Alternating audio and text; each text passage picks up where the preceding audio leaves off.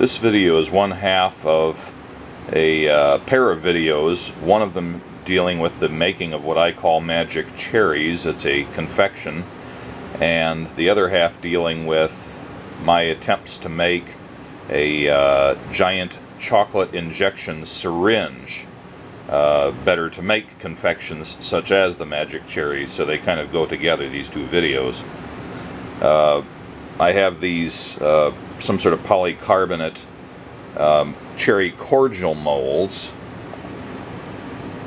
into which the molten chocolate is injected, and the real trick with these is how to get the chocolate into them. The chocolate is quite viscous and doesn't flow all that well out of the various vessels that the chocolate is melted into, and it can be quite messy. And there are products made by companies such as Wilton and other confectionery suppliers, but they usually work on smaller quantities of chocolate than is required for doing a big tray of molds such as this. And I was looking for something that would allow me to melt at least 1 cup or more of chocolate at a time and then inject it into the mold. And it could be used to inject the entire thing all the way up, or if I'm making cherry cordials or maybe something with a nut in each one, then you do it about halfway up, then put the cherry or the nut or whatever you've got in there, and then fill it up the rest of the way by injecting more chocolate up to the top of each mold. I could find nothing commercial to do this, so I decided to try my hand at making one on the fairly cheap and simple, anybody can do this at home type of approach. And I'm not sure if it's going to work yet, so I'm going to video document and hopefully make something useful that other people can use. I decided to build my giant syringe using PVC pipe, and this was just by experimentation at the hardware store, trying to find things that would fit together pretty well. So this is some thin-walled PVC pipe. It's 1 1/4 inch,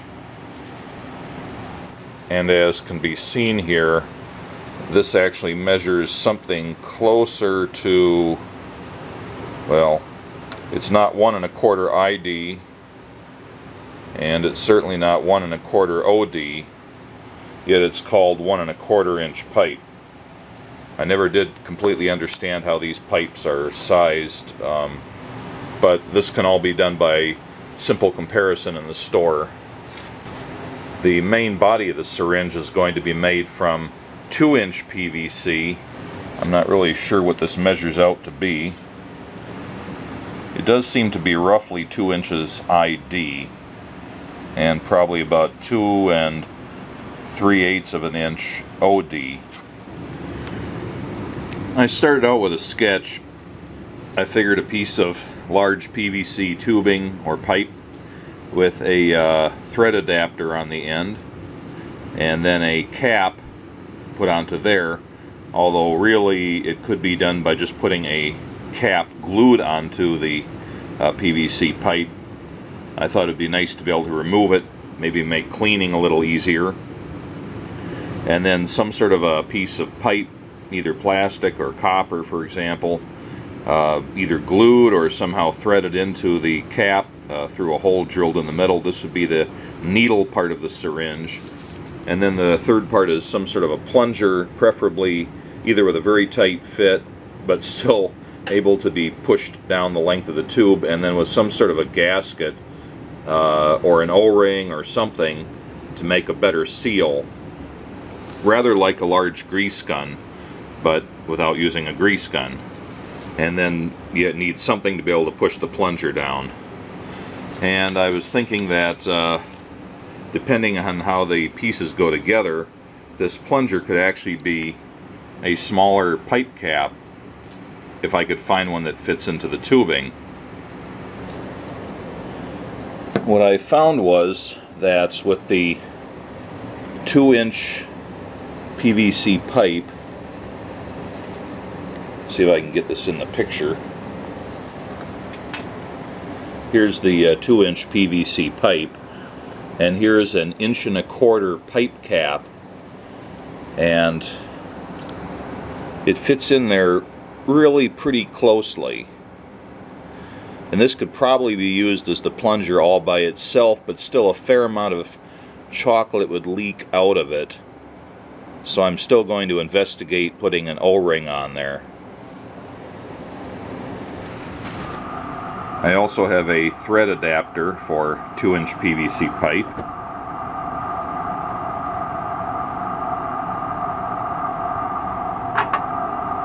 And a threaded pipe cap for 2-inch PVC.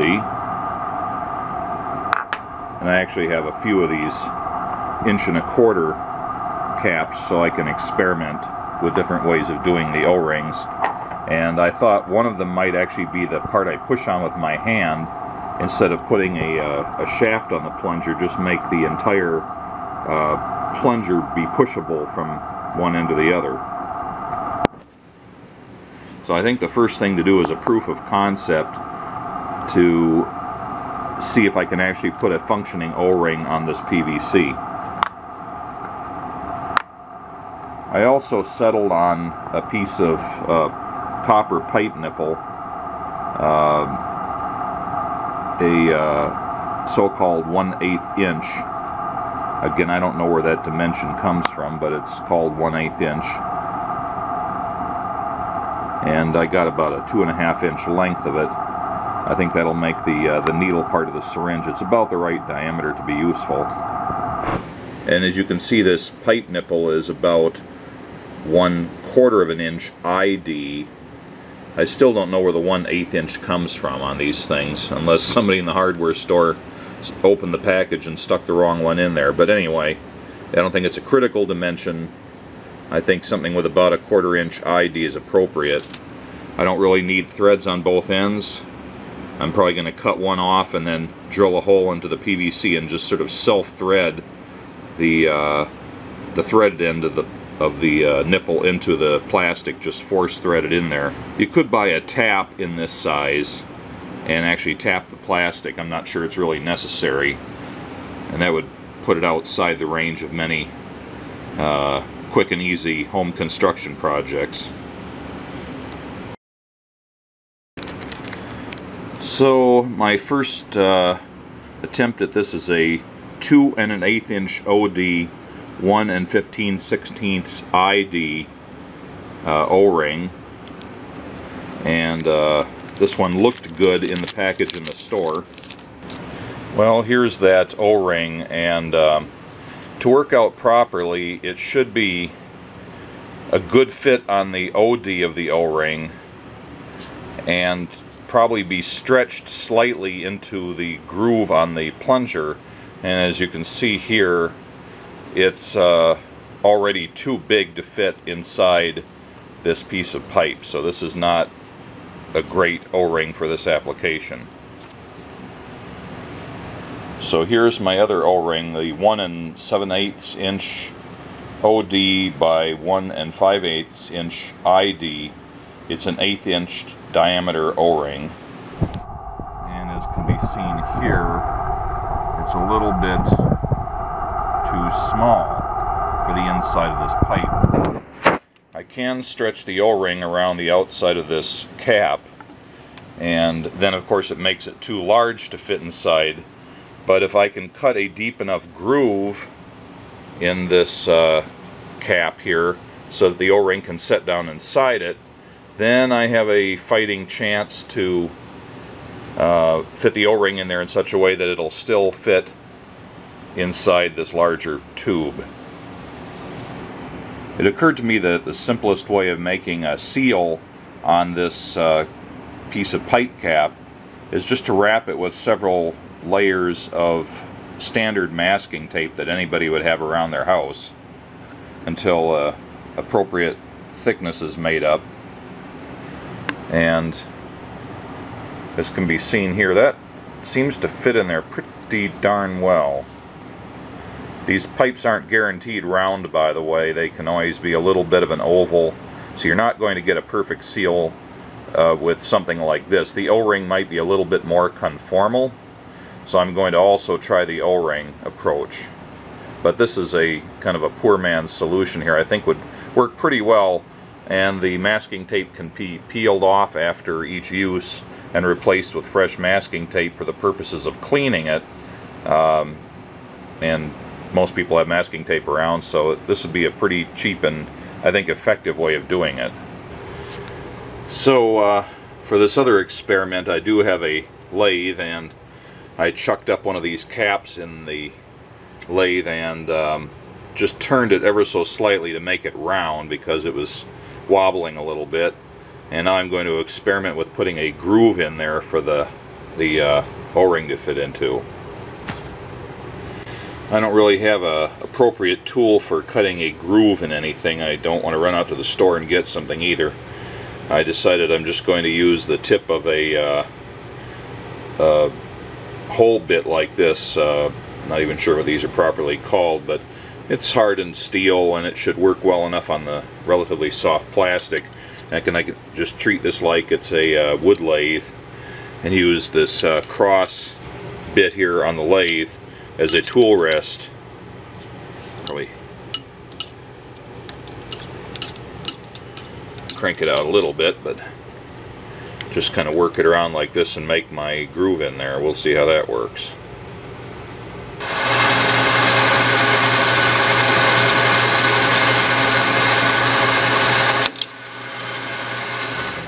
Well, that didn't work out as well as I thought. It definitely cuts the plastic okay, but because of the angle that the tip here is machined at or ground down to make it cut through the wood well, it always wanted to skate sideways and it was very hard to control it. So I'm looking for some other piece of tooling that I have laying around, and I realized I have this rat tail file that's about the right diameter. I'm going to see how that works using it on the lathe.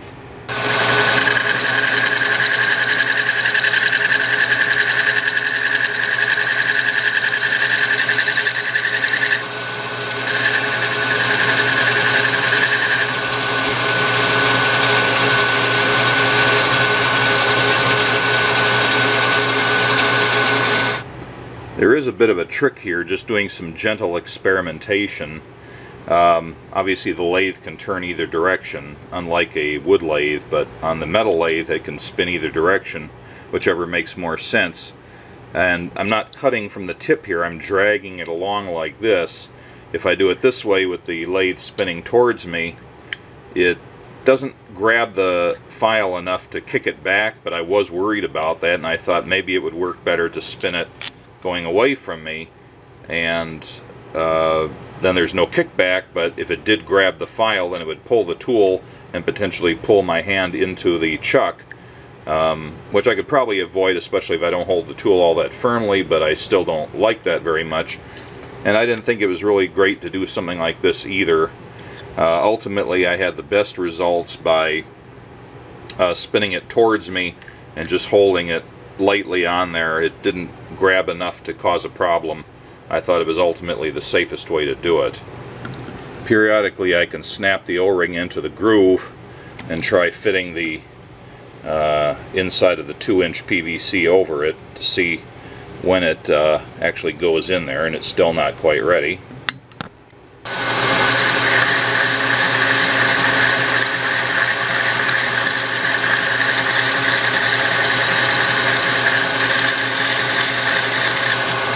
Alright, so I finally got it down to this point. I was worried I was going to go right through the plastic, but at least there's still some there holding it together. And the O-ring snaps in there pretty nice. And the 2-inch PVC fits over it pretty well. I think that's going to be a decent seal. There's just the ever so slightest play in there. It's not a real tight fit, but it's I don't know, you could probably not even slide a piece of paper in there. It's just enough to allow it to move freely. Alright, so here's the finished plunger that's set up for the O-ring. And the next thing to do is make the actual tube. So this is the ceramic melting cup that I got from Wilton. And it works out well with their chocolate candy dips product. And I'm not sure what the capacity of this is. I would guess it's about 1 cup. But I want to make sure that my piece of tubing here is big enough to hold that plus the end of the plunger. So a little bit of an experiment is in order. It looks like the fully filled ceramic cup holds roughly 1 1/3 cup of liquid. Probably I'm not going to have more than 1 cup of actual chocolate in there when I melt it, but I'm going to allow for at least 1.5 cups in there. And if I decide to fill the entire mold in one pass, it would be nice to have double that capacity. You know, for example, maybe 3 cups worth of volume in there. Although I don't really have the ability to melt more than half of that at any one time, so this is just something to keep in mind if you do one of your own. Alright, to figure out how big this cylinder needs to be, besides just doing it empirically, I've measured the ID at 2 inches. I know this is going to be the volume of a cylinder formula to figure out. I know I've got roughly 1 1/3 cup that I need to hold, or 1.33 cups. And there are lots of formulas online that'll make it easy to figure out the cubic inch volume based on something like a cup of liquid. Of course, you can do the same thing with metric. I'm just using inches here because I'm in the States and that's what people usually use. So you can just Google things like, you know, how many cubic inches in 1.3 cups, and these automatic calculators come up. Makes it pretty easy. I put in 1.33, so roughly 1 1/3 cups, and it comes out to 19.2, around that, to 20 cubic inches. Now to figure out the the depth of the vessel. I know it's going to be a 1-inch radius because it's a 2-inch diameter. The formula is always given in pi times the radius squared times the height of the vessel, and that equals the volume, of course. Typing in to Google cylinder volume formula, you end up getting this, and you can solve for various things. For example, I can go here and say I want to solve for height, and it rearranges the formula to be height equals volume divided by pi times the square of the radius. And I can plug it right here on the screen. I can just plug in my radius of 1 and my volume of 20, and it gives me a height of 6.37. Now, of course, all these measurements need to be in the same units. In this case, I'm working with cubic inches and a radius and a height in inches. So to empirically test out this formula, I have my piece of 2-inch PVC measured at 6 3/8 inches up, which is what the formula gave me. And I also know that that is roughly 4 inches from the top. And I have 1 1/3 cup of water, and I've got some packing tape stuck on the bottom, and it's in a bowl. So let's see what happens.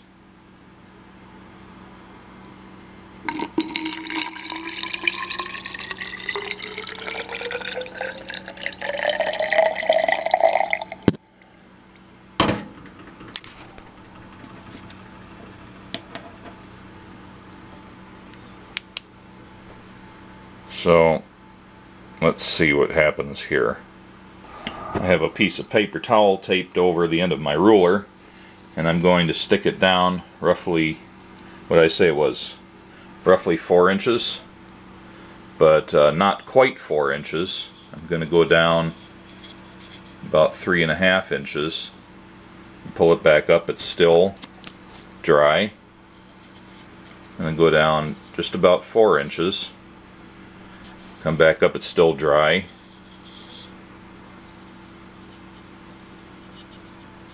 Go down just a little bit before 4 inches. And it comes up and it's wet. So that formula works. I now know the height of my tube that actually needs to be filled with chocolate to get 1 1/3 cups of chocolate in there. So this is probably a pretty good length of tube. And as I know, it's roughly 10 inches long. So I've got my tube marked at the 6 3/8 point, which is a nice even measurement that's close to the calculated height of the vessel. When I put my thread adapter on the end, the pipe's going to go down flush to this point here, which means there's going to be this extra volume here between that and the actual screw-on cap that's going to give this entire assembly even a little more volume than I desired, which is not a bad thing. And then I have to keep in mind the volume occupied by the plunger. So if I start right about here, I need to mark a point there for the end of the tube. That's going to be the bare minimum if I want to have the desired volume. So I've made this other mark here. This is going to be my cut point. Okay, the pipe is cut off, and I've cleaned it up and also used a knife to just make a little bit of a bevel on there, which can only help ease the piston in when inserting it. There's still some garbage on the inside of the pipe that I'm going to need to clean out to make this food ready, but washing will come later. Okay, the thread adapter needs to be glued on to the end of this piece of pipe, so I'm going to use some of the regular PVC cement. If this was something that was going to be holding pressure, like a water pipe for example, I'd use some of the purple primer on it first, but this is a very non-critical application, and I'd rather not have that purple dye on the final product. It just makes it look garbagey for something I'm going to be using for food. So for appearance's sake, I'm going to use just the cement by itself. So the pipe adapter is now glued on, and I can take the pipe cap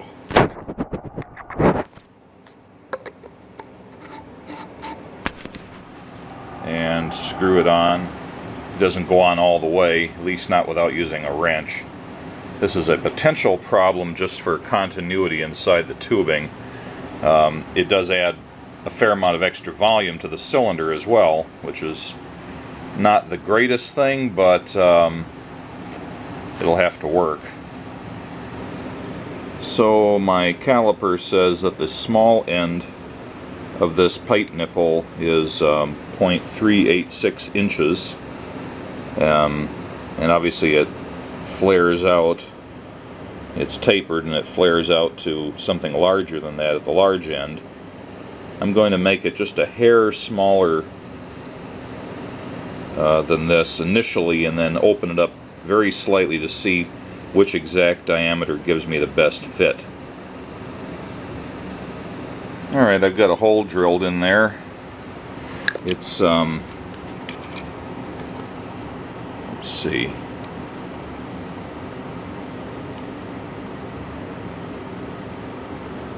approximately 0.384 inches in diameter. This is not a terribly critical dimension. A lot of standard bits that are slightly smaller or larger would work, as long as it's large enough to admit the smallest end of the tapered pipe nipple. After that, it's just a matter of how far in you screw it before it starts feeling tight. and I can already tell that I don't really need to thread this. Obviously, if you have a tap of the right size, you could, but it goes in about all the way through the plastic as it is, and that's just finger tight. It comes in and out easily, but it's still nice and firm on there, so I think that'll work pretty well. Easily replaceable, easily removable for cleaning. Alright, I cut off the excess on the pipe nipple and just kind of cleaned it up with a file and some sandpaper. Took the burrs off, blew the filings out of it.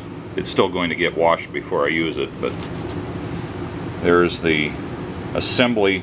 I don't want to turn this on more than just very lightly hand tight because it will bind.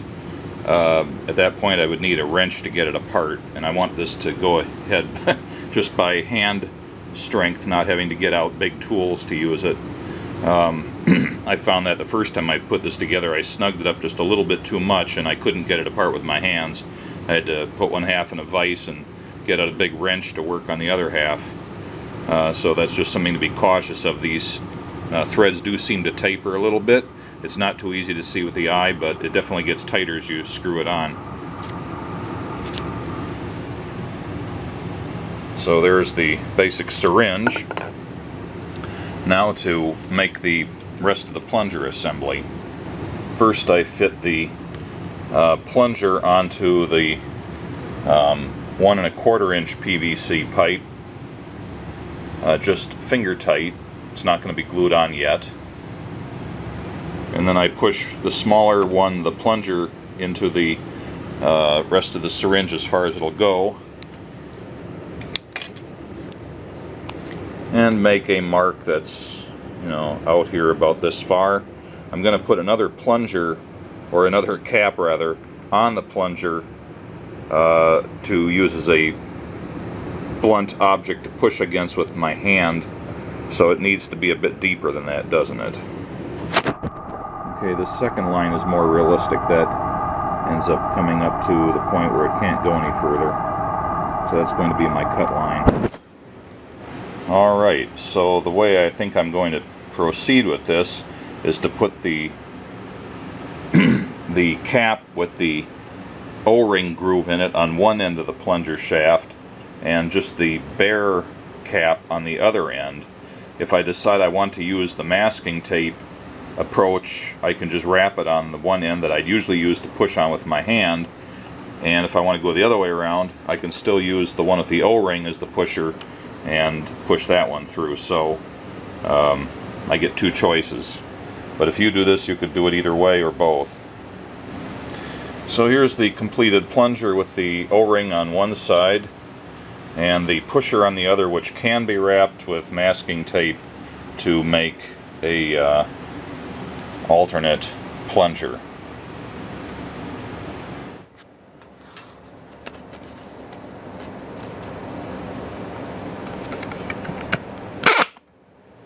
Well, at least there's enough compression on there to make a little bit of an air jet.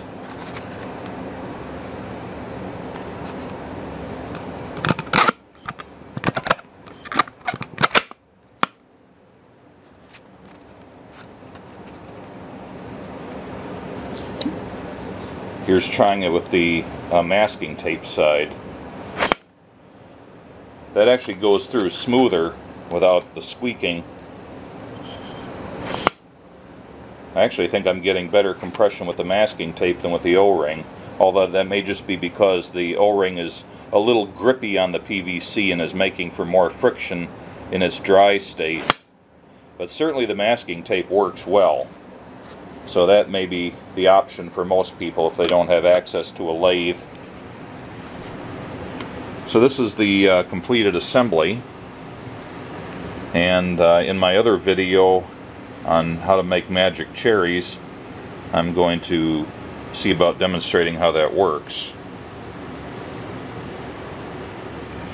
One thing that if you do this you're going to need, if you don't already have, is a couple of bottle brushes.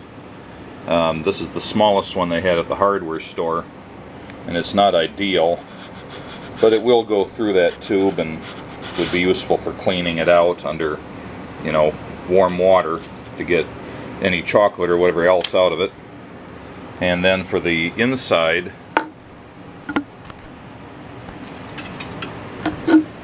a larger bottle brush. It'd be nice if it fit in there better, but it'll still be usable for going up and down in there and cleaning it out. And of course the cap comes out, which would be important to remove the cap before doing the cleaning to get everything out of there. And if you know, some chocolate or something got in the threads of the cap, that could easily be taken out with an old toothbrush or something.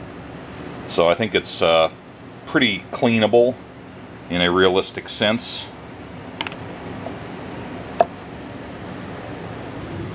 So I had second thoughts about this. My major concern was the possibility of this cap binding on the threads in actual use, and also the difficulty of adequately sealing the gap between the end of this pipe and the fitting. Even though I tried to put enough cement on there to fill the gap, I'm sure there are still holes. It's difficult to see in there, and the chocolate could get in there, and it's a growth medium. It's not the greatest thing. It could be a little hard to clean out. I think it's still adequate. You put it in a dishwasher or something, it'd probably clean it out just fine. But I kept thinking, well, maybe something simpler and even less expensive would work just as well and be easier to clean.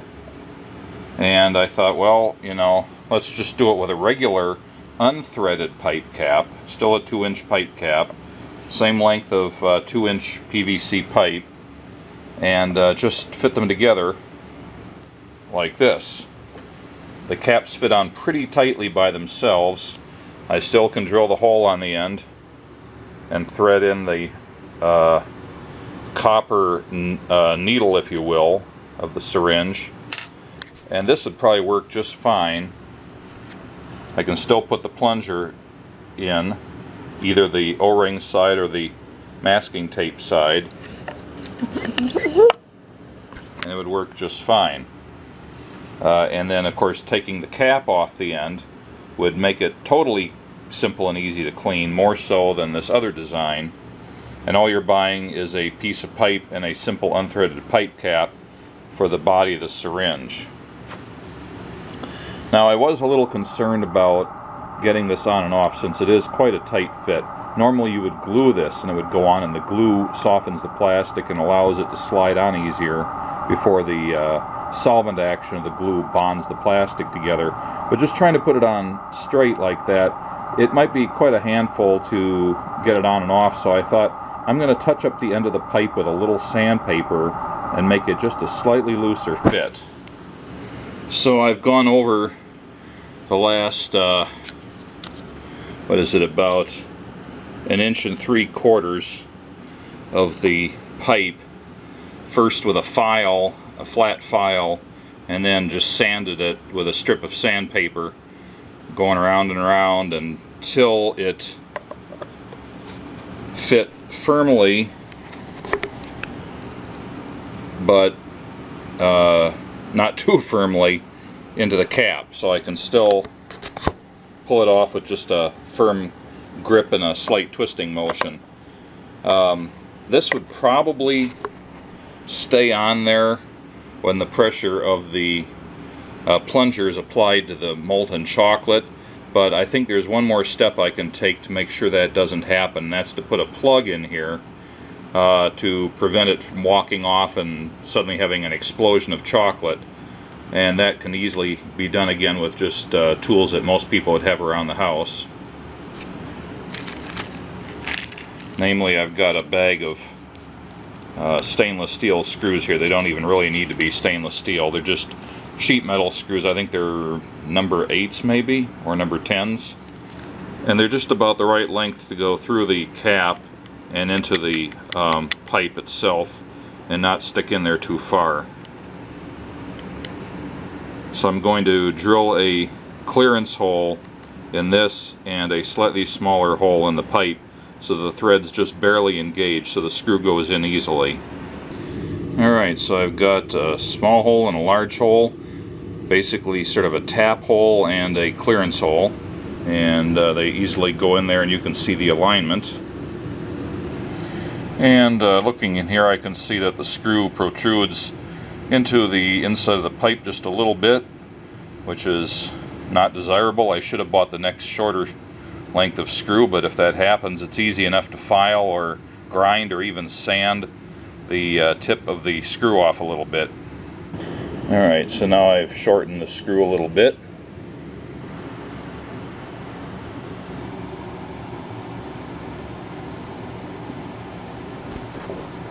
Alright, so here's the completed and much simpler and easier to clean version of the syringe body.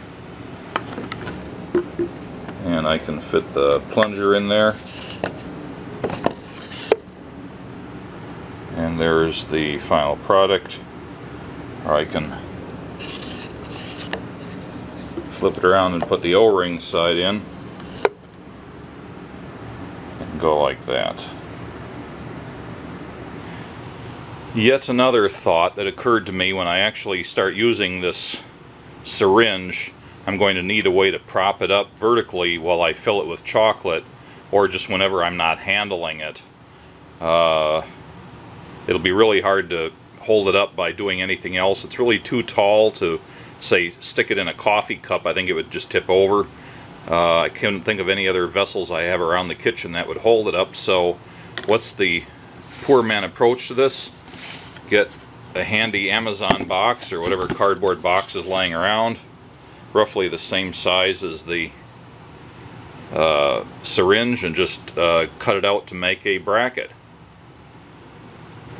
I've got the top of the box marked with a semicircular cutout on the top, sloping down the side to a small ledge on the front. Alright, here's the cutout box. And the syringe just rests in it like that. Can't fall over. Leans back slightly for stability. Should be able to pour the chocolate in pretty well and just take it out whenever I want to use it. And if I set a piece of wax paper or something in the bottom of the box, then any chocolate leaking out the bottom won't make a mess.